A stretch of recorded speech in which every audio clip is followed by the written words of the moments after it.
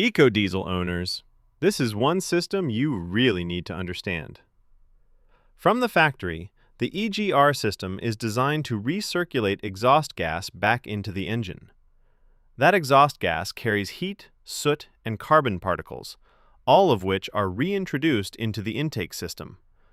Over time, that buildup restricts airflow, raises operating temperatures, and increases unnecessary stress on components like the intake, turbocharger, and EGR coolers themselves. That's why EOC Performance offers a stainless EGR kit for 2020 to 2024 Jeep Gladiator and Ram Ecodiesel platforms. This kit is built from 304 stainless steel, engineered for durability, and backed by a lifetime warranty on the hardware.